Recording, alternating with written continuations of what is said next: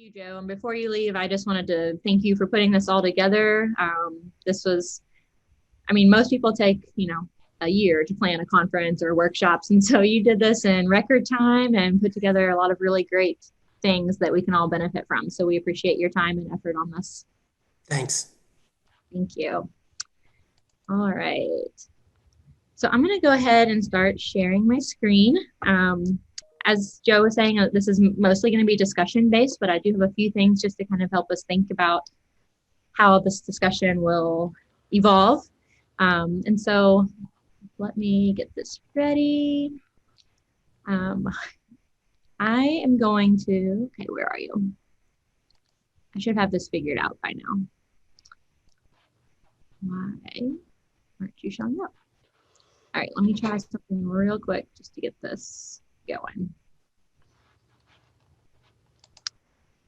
While I'm pulling this up, I want to ask everyone to kind of go back in time. It's hard to do, but go back in time pre-COVID.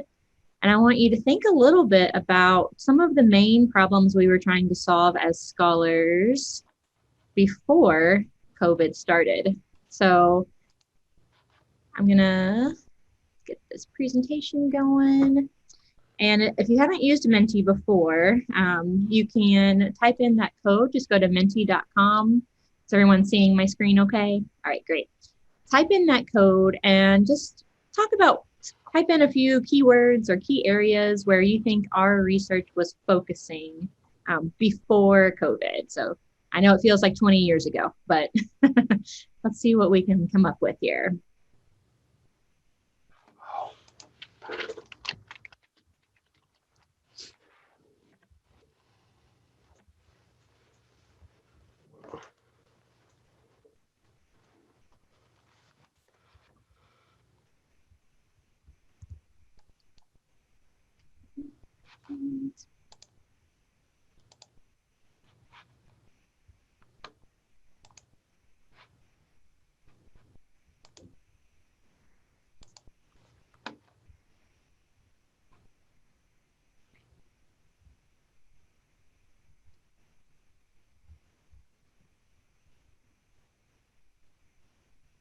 All right, there's some answers starting to come in. I'm starting to wonder if it was working.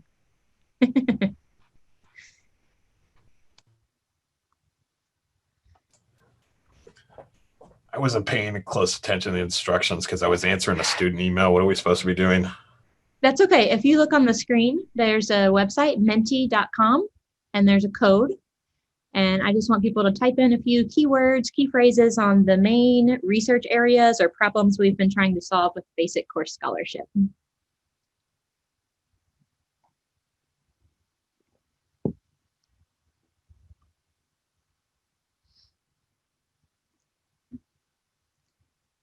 While you're entering, I'll just kind of say, I always try to think about research as problem solving. It's problem solving about the problems our students face, but it's also problem solving at the instructor level, the institutional level, and sometimes even at a societal level. And so I just want to see kind of where our group fits, what our focus is, what our interests are.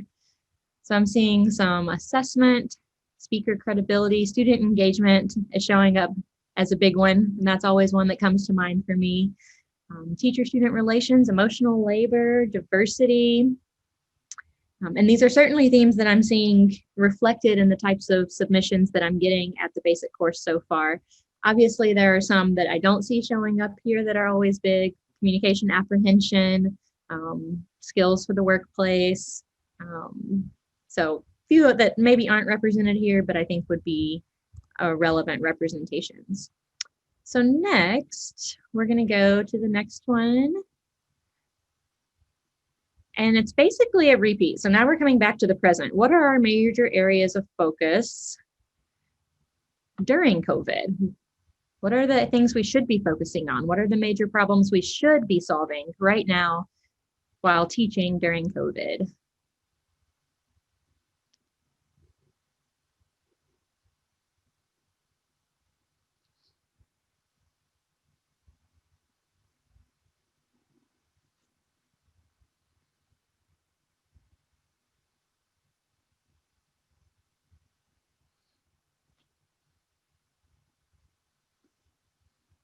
And I'll give you another minute for those to come in. Mhm.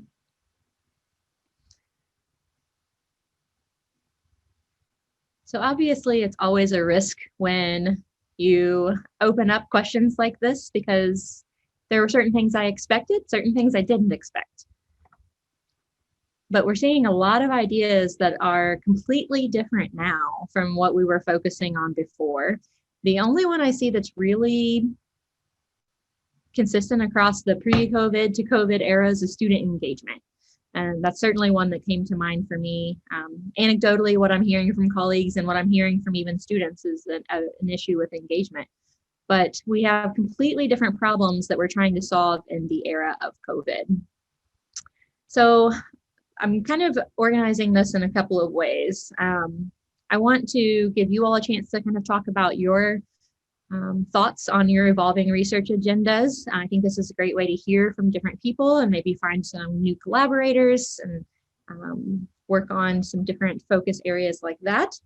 But I also want to talk a little bit about the barriers, because COVID has certainly created new barriers in the research that we're conducting, and certain limitations that will certainly need to be acknowledged or overcome in the research that we're doing. I'd like us to brainstorm some ways to overcome those barriers creatively. And then I would like us to kind of brainstorm, and we can do this in chat or whatever works for you, some different ways or different research questions that we'd like to answer. I've set up a Google Doc where I will record those research questions and that agenda for us. I'll share that with everyone. You can add your name to the questions that are interesting to you, so we can start creating some collaborations and connections between each other. So I'll just open up, and maybe each of you give me a quick overview of what you think is the most significant issues we should be studying or talking about in the era of COVID. And I will just let you self-volunteer. And if you don't want to share, then that's totally fine too. I'm happy to share. So my background is in interpersonal communication at the intersection of health comm, and then also in instructional communication. So I'm really interested in teacher-student relationships, of course. And because I have this background in health communication, I think I've been really interested in exploring like stress and coping in the classroom. And in particular, in light of COVID, for instructor burnout and helping institutions to figure out how they can be more supportive of faculty, because, well, and not just faculty, but I think K through 12 instructors are really suffering as well. And so I think trying to find ways to provide institutional support and to try to retain faculty and instructors, I think is really important. And so those stress and coping things that I've explored in more interpersonal kinds of relationships, I think will be important here. Mm-hmm.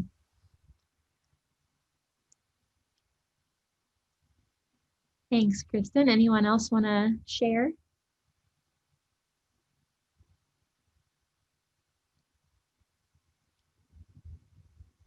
Or was there anything in the word clouds that stuck out to you as something interesting maybe you hadn't thought about before?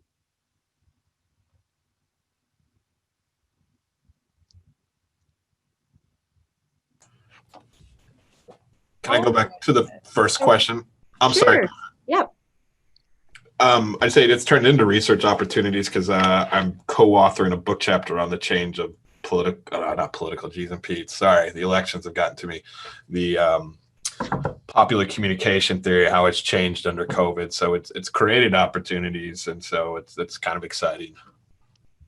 It's good to find a silver lining in the situation. It's creating opportunities for you. Stevie, I think you were getting ready to say something. Yeah, I'll go ahead. I think one of the things here that we have really noticed, and we knew this was already in existence, was access. We service in the state of Utah a lot of students that live in remote places, more than 60 to 100 miles from one of our campuses. Mm-hmm. And The complication that we are dealing with now, especially in the basic course, is the facilities that students typically would go to have our courses televised to, well, they've been closed because of COVID, or there's only limited access because of COVID. So, before it would be 150, 200 students in public speaking from around the state, especially the southern part of the state, would be going to various locations to see the course and take the course. And that's become like a very interesting tension for us. I think we were operating honestly with some really dated technology. I think that televising was like on its way out. I don't think we all thought that was going to go because of COVID. But what has happened as a result of that is this other rupture in terms of internet access has come up. And we do have a lot of students who, I mean, like many of you probably also, they just don't have access to high-speed internet. And this has become really an interesting challenge. Also navigating the policies of the university where students aren't supposed to use YouTube to upload their speeches, but like YouTube compresses the video file versus Canvas, right? And so it's, I guess, yeah, it's access to the course, it's access to the resources. I also think with this, one of the other things that we've noticed is because the students don't have great internet access, they also can't access their instructor as easily. So they're not sending as many emails. They're not able to get on Zoom. They're not able to get on Microsoft Teams and do like a video conference call because they were relying before on going to like a town hall space or going to their library and using the internet there and doing all their work there. So one of the things that has emerged that is really good is we're trying to have more IAs in the courses.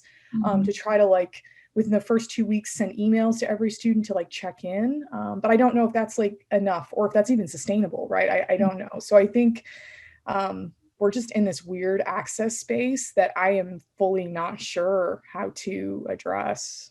Yeah.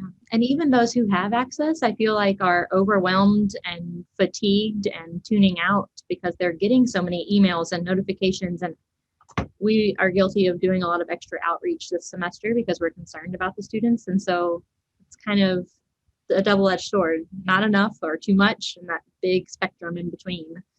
Yeah, I also think the really hard thing is we're putting a lot more of this on the instructors, and a lot of my instructors are adjuncts or contingent faculty, and that's really tough. I mean, they're also in really tough positions where they also are working from home, or they can work in our faculty lounge area, but that's been significantly also reduced because of COVID, and we really don't want people in the space for health reasons. And it's just, I think, opened up this whole space of thinking about, I guess, how we haven't been maybe doing a really good job supporting teachers in the ways that we thought maybe we were. And I don't know how that gets fixed. I'm just really not sure. And I think what Kristen said about high school teachers, I was like nodding along, because for us here, that's also a problem because a lot of our high school teachers are also really struggling. And a lot of our concurrent enrollment teachers are like, I'm just drowning. Like, I'm just trying to get through and I don't know how,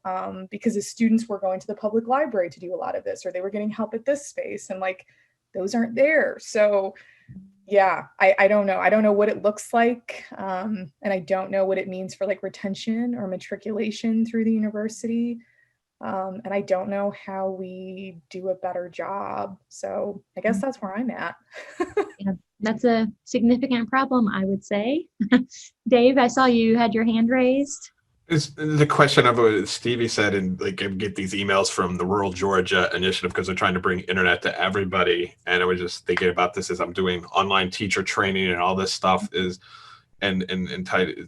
It's interesting that we're working towards everybody have, equal access, which is really great and everything. But where is the education and like, okay, so you have this access, how can you, like, being tech literate or not tech literate, like electronically, what are you reading? What's good information? What's bad information? Because right now, whatever your political leanings, you think everything's like, we're all going to hell in a handbasket, or like this is going as planned. And then all these offshoots of what's real news versus fake news.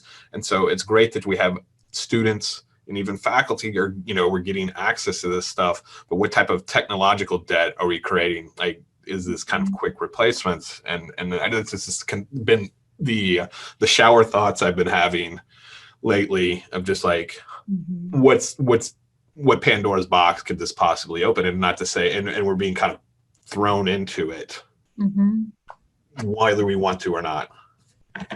Yeah, it's forced a lot of change. And there have to be some differences, thinking research question wise about adaptability and flexibility to change, and the effectiveness of teaching for those who are adaptable and flexible versus those who are not, those who try to force their face-to-face class to work online with little pedagogical change. We're not supporting those instructors Stevie was talking about. Some instructors don't have the training for this or the support for this. And so what do we do for those who maybe are in more precarious positions? And for graduate students, many of us have responsibilities for training our graduate students. Our training for them and our thoughts for them are totally different now, because higher education is going to change in some ways forever. And even if it does return to some sense of normalcy, how do we prepare them for the next big crisis and the next big shift in the educational landscape? It should change how we're thinking in terms of future orientation and making sure our graduate students have everything they need as they move forward in their careers. Any other thoughts on, or self-introductions or things in the word cloud that kind of jumped out at you?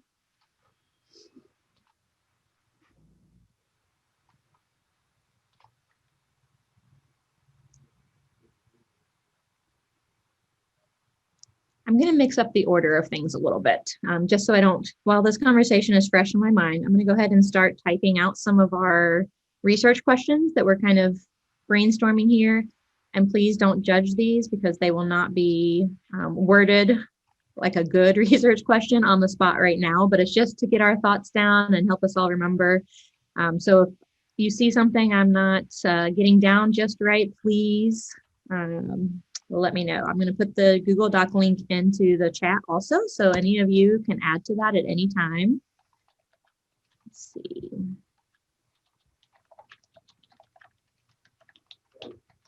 Here's the link. All right, so I'm hearing questions about access issues, how we address those. I'm hearing mental health issues, or I'll say effects. I don't like the word issues. Mental health effects. And I think, Kristen, you were kind of getting at how instructor-student relationships can buffer or provide support there.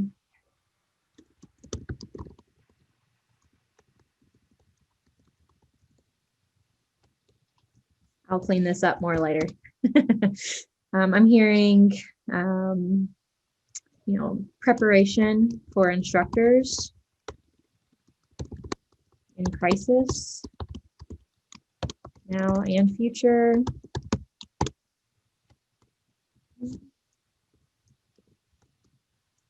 What else did I miss? What else are we hearing? Or you can type things out that are on your brain too.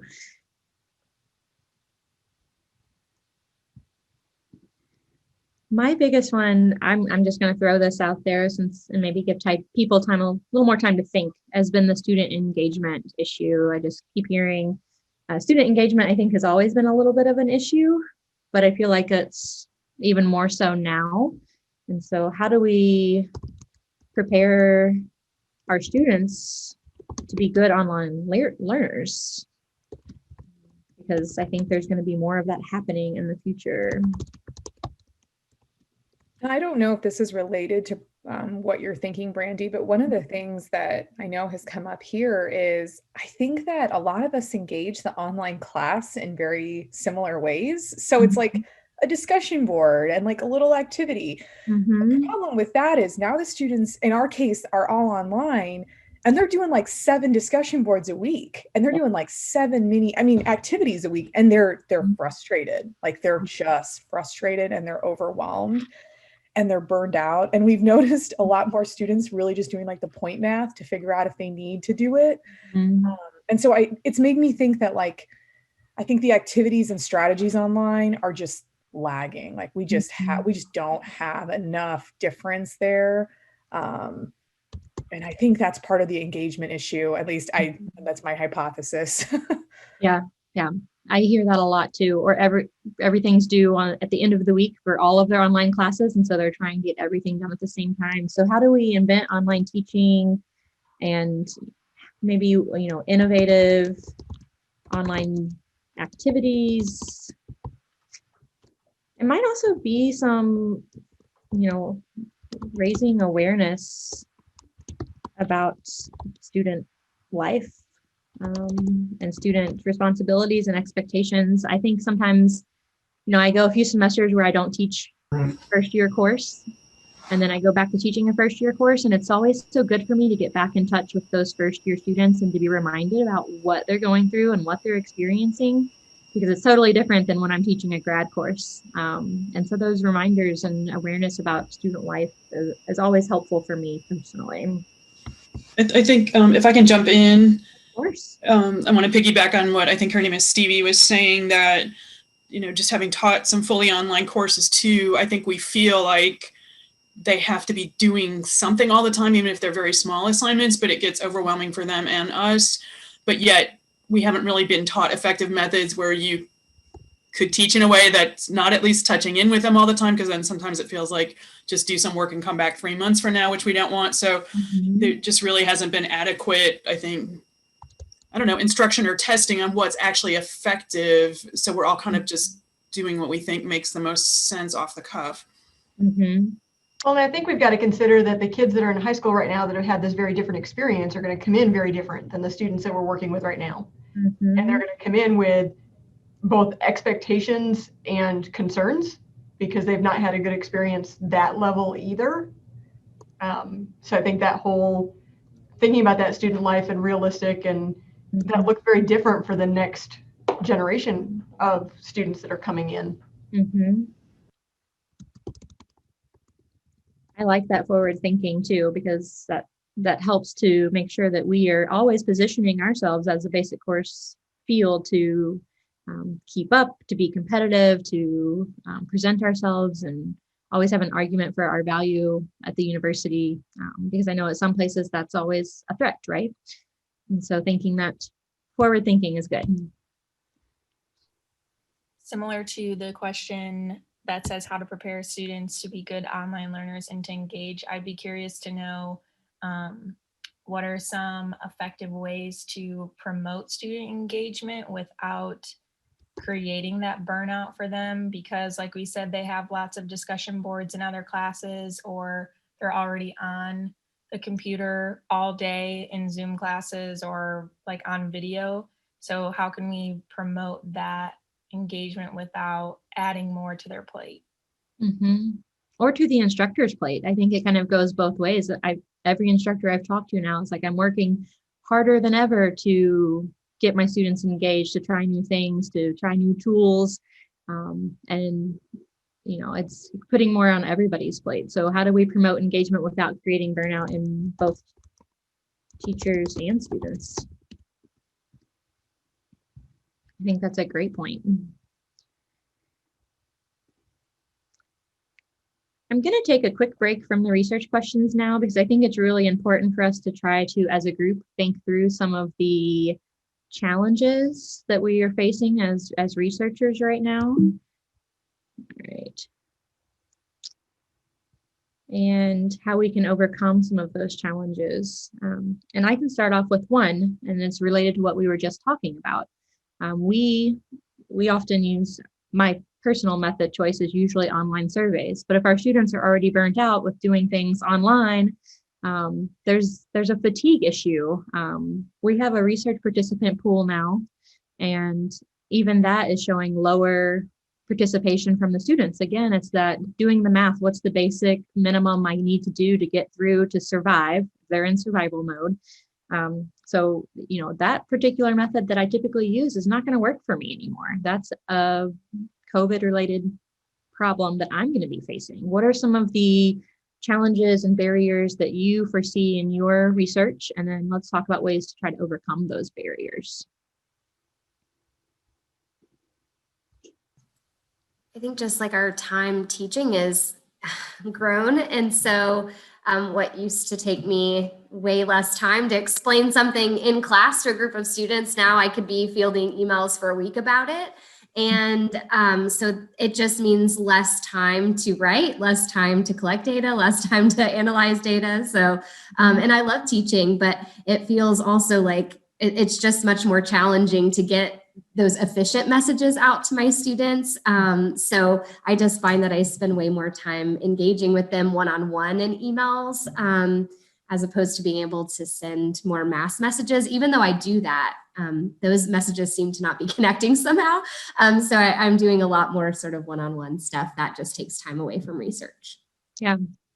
I'm hearing a lot from others about the kind of the work-life balance has changed so much. And so time for research seems to be the thing that gets cut for a lot of people, especially for those of you who maybe have children or homeschooling or taking care of elderly parents, lots of caregiving responsibilities, I think, or, extra teaching and extra outreach with students and one-on-one attention, certainly creating some barriers to research.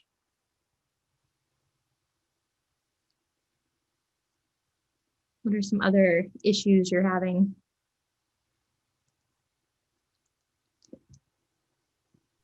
I'm a GTA at Illinois State, and I teach the basic communication course. So this is my first semester teaching it, but I'm having a really hard time with balancing, and I feel this from a student and an instructor's perspective, but balancing when to cut myself off from the computer. So when to say, I just feel like I'm always working either as an instructor or a student, even like on the weekends, it never stops. So I signed up for like the how to protect your mask session. I think it's tomorrow on Friday. But I'm struggling to try and figure out when, like, time management, but then also as well, how do we, step away from the computer, because I'm significantly on it more versus when we were in person, because you didn't need to be on the computer when you're in class. So trying to manage my time to where I'm not working 24/7 on something, or especially on the computer. Mm-hmm.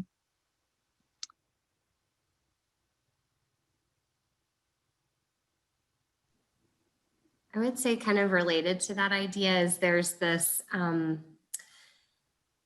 I would love for administrators to understand the kinds of constraints that we're all under. I think, so I'm in my second year on the tenure track, and our administrators basically have said, like, we understand how challenging it is, but we aren't really going to change anything about your tenure process as a result of everything that's happening.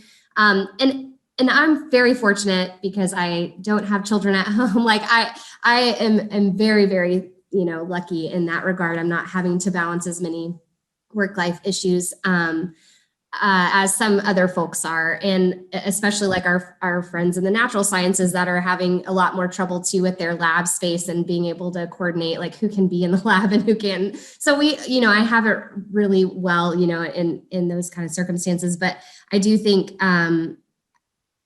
somehow being able to communicate to our administrators that this is an actual crisis and maybe it deserves some different kinds of policy as a result. Mm-hmm. Dave, you had your hand up? Yeah, I was just thinking about being more patient with students. Mm-hmm. And I guess I've heard the term grace a lot this week in some of these things, and even talking to faculty within our own my program and department is like, we can beat ourselves up because we try to be super people and do the best, and it's frustrating. And so you ask yourself, are you doing the best you can do? Mm-hmm. And then you have to flip it. Like, students are dealing with a lot of stuff, and I don't know what their home situation's like and stuff. And so just like, you're not going to get this assignment in a face-to-face. You'd be like, come on, ding dong. But like, just turn the assignment in as soon as you can. I mean, just being more forgiving. I mean, it's just a stinking grade. I know students, and as a grad student, you're probably worried about this, but like it's a grade. Who cares? You know, I mean, at the end of the day, take care of yourself. Mm-hmm. I don't know, maybe I'm flipping because I'm tenured and I can say that and everything, but like, and I guess that's always been my attitude regardless of it, but it's just frustrating because you're just like, and I don't know how to phrase that any other way. So thank you. I like the phrasing.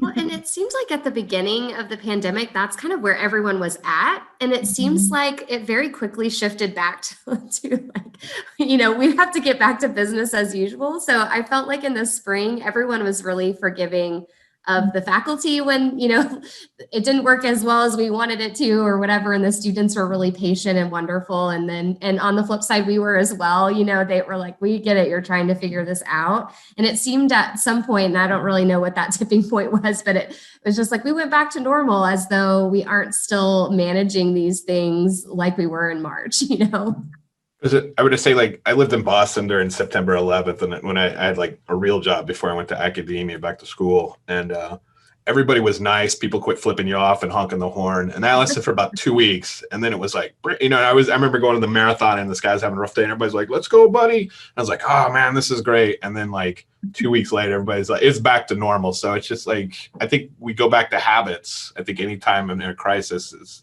I don't know, just an observation.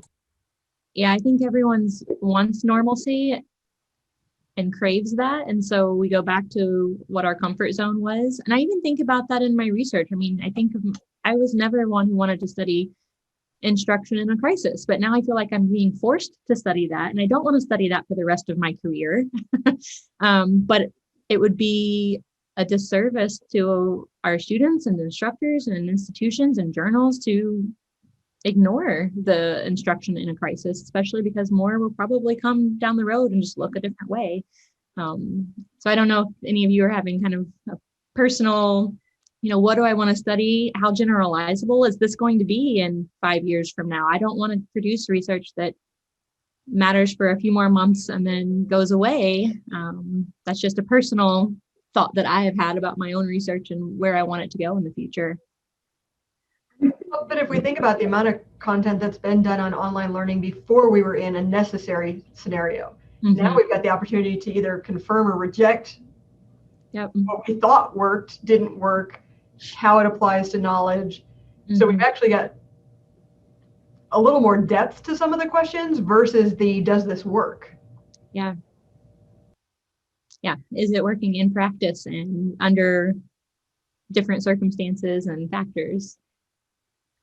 One thing I've been interested in terms of research is we have been talking a lot about grace right now and being flexible. And I'm wondering how that translates moving forward, because I've noticed like I've given my students grace, but they've also given me grace. So, things like emailing me to be like, hey, I just want to let you know before anyone else sees it, you set this assignment up totally wrong. And like, that's not something you get in the past. So is there something to be said moving forward for like, if we just create this environment of like forgiveness and flexibility, does it make our lives easier because we put less pressure on ourselves, but then also does it maybe take some of the anxiety off of students because they're now not so concerned with these rigid deadlines and expectations where we're going to humanize it and say you can be a human. So what does that mean moving forward?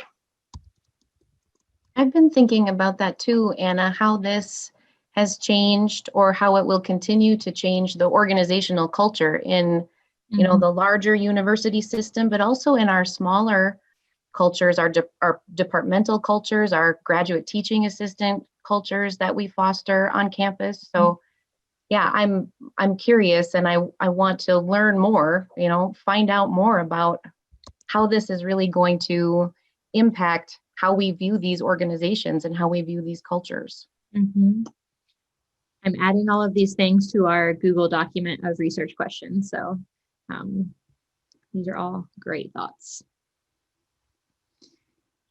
Do any of you have concerns about how budget is affecting research? I mean, there's less budget for incentives now, less budget for maybe some equipment or different things like that you might need to actually do the research you want to do and to do it well. I guess before I jump in there. I just want to loop back around to what Kristen was saying, because it got me thinking about, I think one of the tensions that's emerged through this whole pandemic is the legitimacy around online teaching. I sense that sometimes there is a perception from some administrators that like, oh, you can just take what you were doing face to face and just put it in Canvas and like it'll all be cute and it'll all be perfect and you'll just like roll right through your life. That's not how this works, right? Like you like if you want to actually do this effectively, that's definitely not how this works. And I don't know that there's like a deep understanding of the time that it takes. And I kind of actually think that there might be a little push back here for online teaching. Like, I think this could be a sort of thing where online teaching may for a minute be looked at as like the easy way. And we want everyone back in the classroom to like do their quote job and that this isn't like a full job. I think that's really concerning. And I think that to me is like, I need to do more advocacy talking about the legitimacy of our online program, like our online courses, because otherwise I think that could seriously happen. So yeah, sorry, I just wanted to say that before I forgot. Yeah. So do we have any ways to overcome some of these issues? Can we actively brainstorm some strategies to try? Working with your faculty senate is a really good option for at least trying to help the administration understand what's happening. We actually weren't, I mean, many of our students are still in person, but like I'm teaching a 350 person large lecture this semester, and I didn't find out that I could teach it online until the end of July. And that was because our faculty senate finally said, like, we demand that these classes above this number, need to be online. And so I think working with them is a really important step. But I think that there's an opportunity to, as Stevie was mentioning, like sort of gather some information about their understanding, where like, what do they think about our transition to online learning? And so I think that we don't have a ton of data about administrator perspectives either. That would be helpful. Yeah. I think everybody run for state office, and then we get elected and get some people who understand how education's run and not make assumptions and fold to parents' whims because they read something or watched a video on it or saw something on Netflix. It's just an idea. Or saw something on Facebook. You left that out. Yeah, I read it on Twitter. Yeah.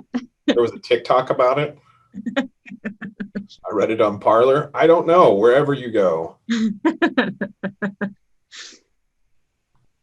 I think it could be an interesting research project, though, to compare faculty versus administrator perceptions of what's involved with online teaching. Because many of them, if they have taught, it's been quite some time since they've actively been involved, or they would just be doing it in a very small way. Maybe even parent perceptions. I feel like there's been a lot more parent contact through all of this too. I work with our advisors for our entire college, and that's something they've been struggling with as well. So administrators, the general public, students, but they're all important stakeholders in what we do, and the goals that we are trying to accomplish and the mission that we have. It sounds like from what I'm hearing, a lot of your universities approached this in very different ways and provided a lot of different options for instructors. And so I think this might be a really great way to think about collaborations because of the different ways that universities handle things and how we can compare and contrast and learn what was effective and share that knowledge and disseminate that knowledge, whether it's at conferences or in the journals. But that's one of the reasons I wanted to start that Google Doc, because I'd love to build some collaborations and connections. Just personally, from some of the submissions I see at the basic course annual, it always seems to be very focused on the institution where the authors come from. And so we're not doing a lot of that collaboration and interdisciplinary or even interstate work that might be really informative for our field.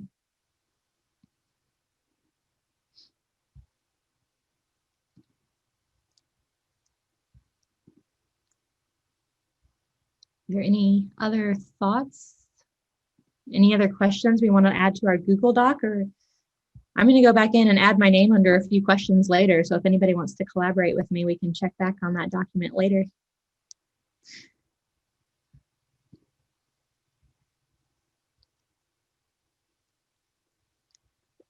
So if nobody's got anything now, I'm going to do one last thing. I'm going to share this. You all are getting special treatment here. I haven't shared the next call for the basic course annual anywhere yet. So you're going to get the first preview of this. Let me get that for you. I mean, most of the call is going to be what you're used to seeing. The big thing that always changes is that forum link.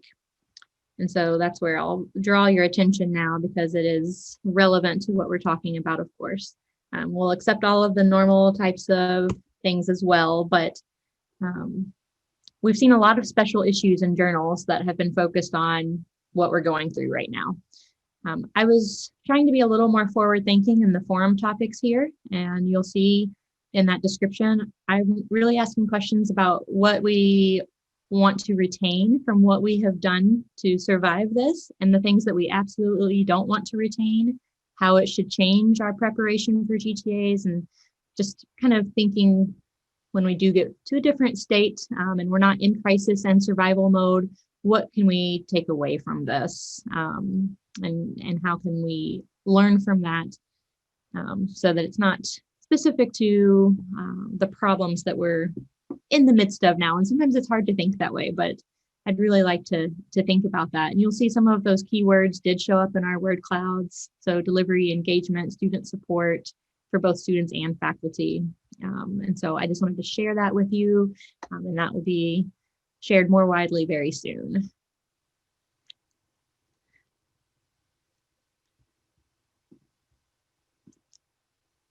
What are some other things that you all want to discuss? That's all that I had prepared. So at this point, it's just kind of open discussion about research and how we can move our discipline forward and best serve our students and our institutions.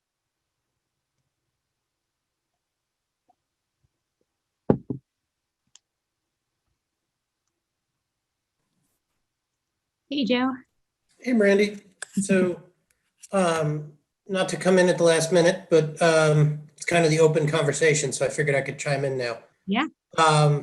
So one of the things that I found myself mulling recently that I think we need to pay more attention to as a discipline, I've often been concerned that communication as a discipline is a net importer of scholarship, right? So we use a lot from other disciplines in our work. But we don't, but if you look at other disciplines, they don't take our work, right? So they don't use it.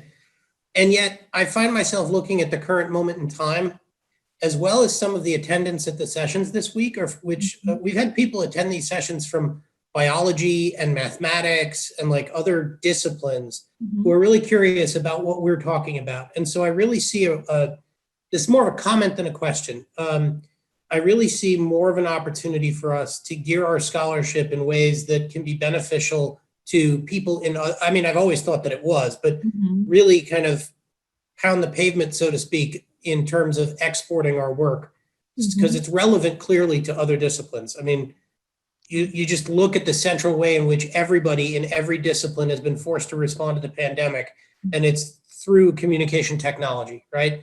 They have the same communication challenges in running a Zoom classroom that we've been studying and talking about for a long time. And so I wonder if there's ways for us to harness the situation we currently confront and turn it into scholarship, be it empirical or rhetorical, that can be of use to other disciplines in really meaningful ways, and shine a light on the fact that we contribute to the academy in far more ways than people think. Like I said, just more of a comment than a question, but I do think there's, for as stressed as this time can be on all of us and the pressures we all might feel, I think there's tons of opportunity for us to look and find really good questions about communication and pedagogy that are broadly applicable beyond just the comm discipline. Yeah. I think that fits really well with the theme of finding those collaborations across institutions or even within our own institution, and working with those other disciplines, I think, is really useful in securing our position at the university, for any of you who are looking for ways to do that. Yeah.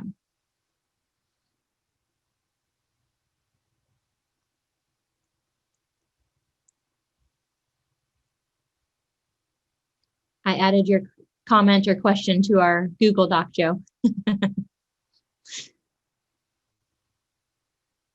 Does anyone else have other ideas or questions, or was there something you were hoping to get out of this session that we can discuss now that we didn't get to?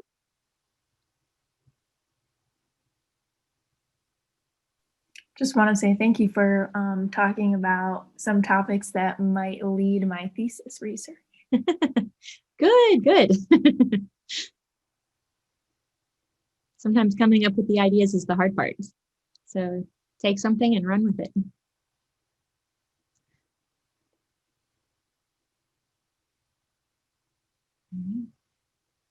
I'm going to put my email into the chat box just in case any of you want to communicate about anything at all or want me to share any of the materials, word clouds, whatever. I'm happy to communicate with you or to answer questions. I know I always hate when I leave a session and I have that light bulb moment where I say, oh, I wish I would have asked that or said that. So please feel free to reach out to me at any time.